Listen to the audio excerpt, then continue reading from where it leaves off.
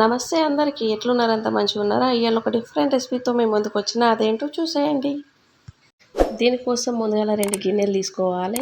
అట్లనే ఒక ఎగ్ తీసుకొని యెల్లో, వైట్ 2 సెపరేట్ చేసుకోవాలి.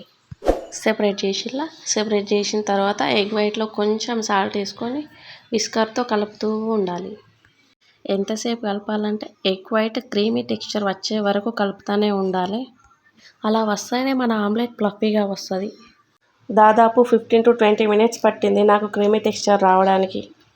మన ఛానల్ ఎవరైనా మొదటిసారి చూస్తున్నట్టయితే సబ్స్క్రైబ్ చేసుకోండి. అలాగే పక్కనే ఉన్న బెల్ ఐకాన్ క్లిక్ చేయండి. బెల్ ఐకాన్ క్లిక్ చేయడం వలన ఏ వీడియో అప్లోడ్ చేసినా మీకు నోటిఫికేషన్ వస్తుంది.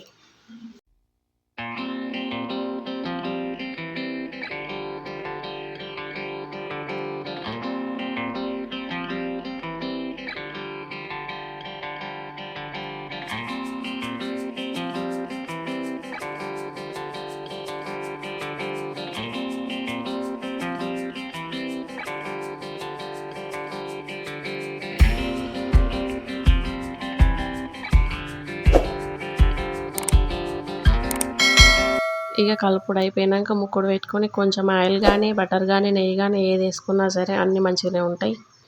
ఎగ్ బ్యాటర్ వేసుకొని రౌండ్గా స్ప్రెడ్ చేసుకోవాలి.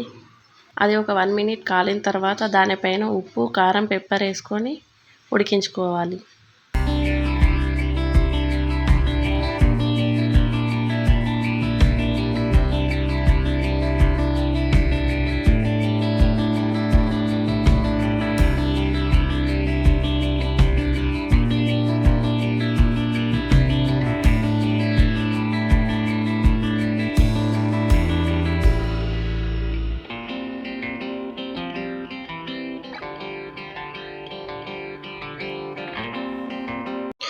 ఆమ్లెట్ అయిన తర్వాత దాన్ని టమాటో కెచప్తో కానీ తింటే ఉంటుంది సూపర్.